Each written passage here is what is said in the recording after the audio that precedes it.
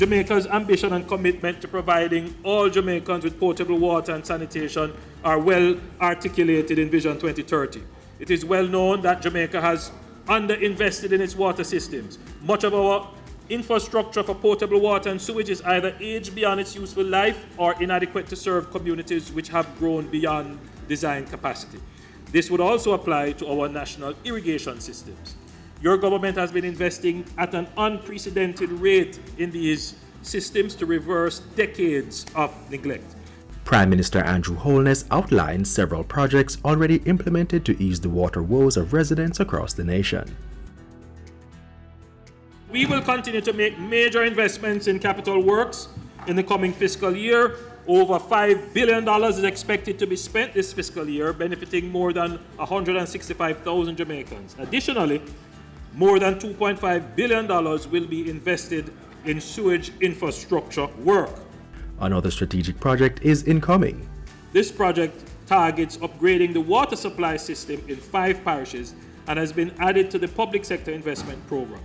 This will benefit from a US $30 million loan from the CDB, with the government of Jamaica providing $6 million US. And this will be executed over 4 years.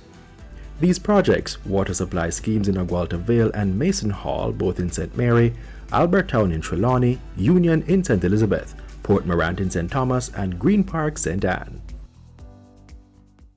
Additionally, the Rock River Dam in Clarendon will see an upgrade of new distribution pipelines to serve just over 6,000 residents at an estimated cost of 140 million Jamaican dollars.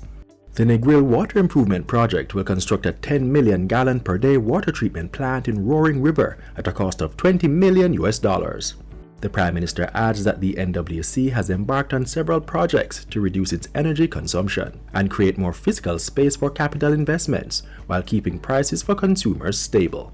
The projects include a $68 million 350 kilowatt solar generation facility that will begin in July. Construction will begin in July on a similar venture at the Leaders Avenue Terminal Pumping Station in Montego Bay.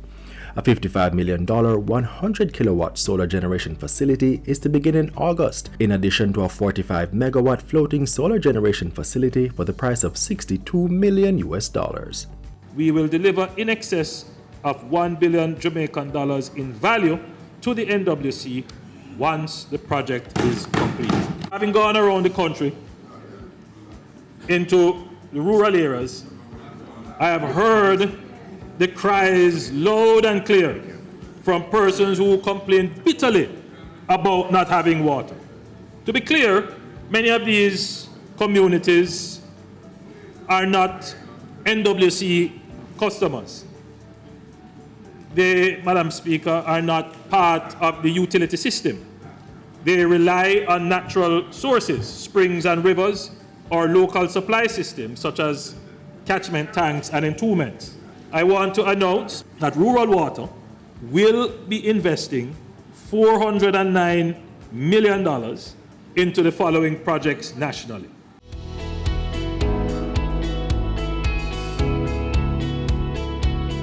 Having gone around and seeing the complaints, it's very difficult, when, they're not part of a utility system, that their water source sometimes is non-existent.